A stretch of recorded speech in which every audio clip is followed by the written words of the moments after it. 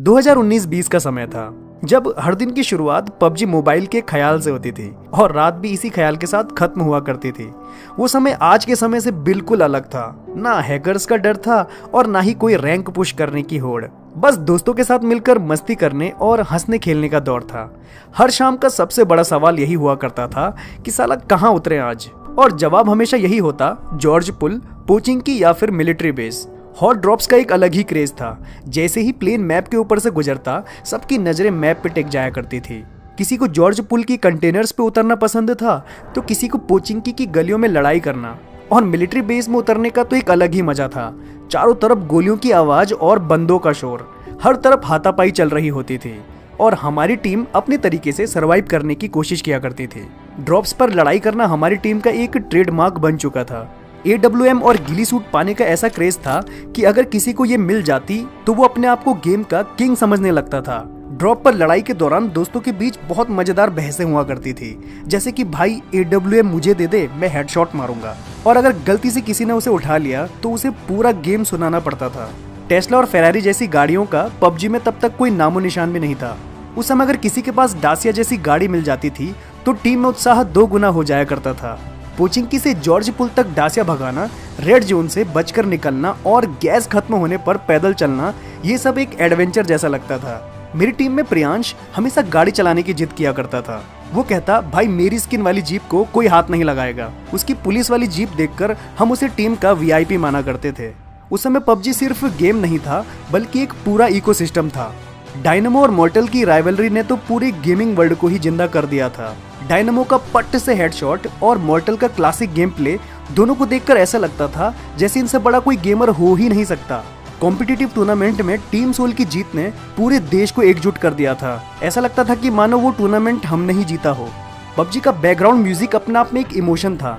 जैसे ही game open होता था, वो म्यूजिक सुनते ही एक अलग ही जोश पैदा हो जाया करता था। वो बैकग्राउंड म्यूजिक आज भी कानों में गूंजता है और जब जब उसे सुनता हूँ तो वो पुराने दिन याद आ जाते हैं। उस समय रैंक का इतना महत्व नहीं था। गोल्ड टियर में पहुंचना ही अपने आप में बहुत बड़ी बात थी। वहां तक पहुंचने का सफर बहुत खास हुआ करता था। एस मास्टर और कॉन्करर बनने का इतना क्रेज नहीं था जितना गोल्ड या प्लेटिनम में पहुंचने का हुआ करता था। उस समय के प्लेयर्स के लिए असली मजा स्किन्स के शो ऑफ नहीं बल्कि दोस्तों के साथ मिलकर खेलने में हुआ करता था। हमारी क्लैन में मजाक का एक अलग ही लेवल हुआ करता था। अगर किसी को गलती से नॉक कर दिया जाता तो बाकी के दोस्त उस पर हंसते और लोटपोट हो जाया करते थे, और किसी को अगर रिवाइव कर दिया तो इस चक्कर में पूरी टीम शहीद हो जाया करती थी और फिर एक दूसरे को ताने मारना, ये सब आज भी याद है। मेरे दोस्त प्रियांश की एक बहुत बुरी आदत थी, अगर उसे कोई मार देता ना तो तुरंत कहता कि साला ये हैकर ही है, और उसकी बातों पर हम खूब हंसा करते थे।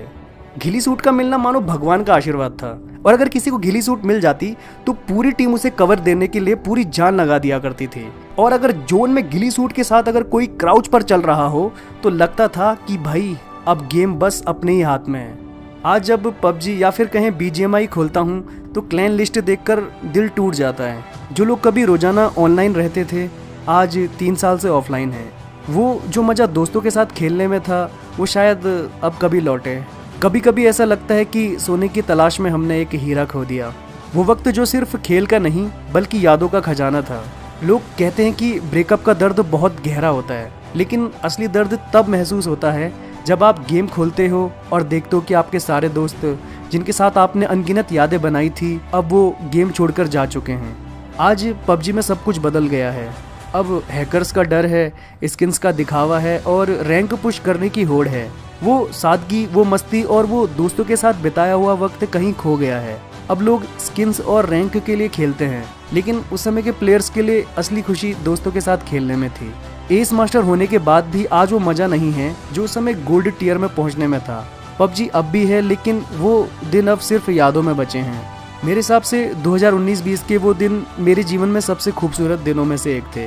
वो समय सिर्फ एक गेम का नहीं था बल्कि एक पूरी दुनिया का था। दोस्तों के साथ बिताए वो पल, वो मजाक, वो लड़ाई और वो जीत, ये सब अब सिर्फ यादें हैं। काश वो समय फिर से लौट आए। पबजी सिर्फ एक गेम नहीं था, वो एक इमोशन था और एक युग था। अब भी जब उन दिनों को याद करता हूँ तो बस दिल में एक मीठा सा दर्द महसूस होता है। लगता है कि हम सभी ने बहुत कुछ कीमती खो दिया है।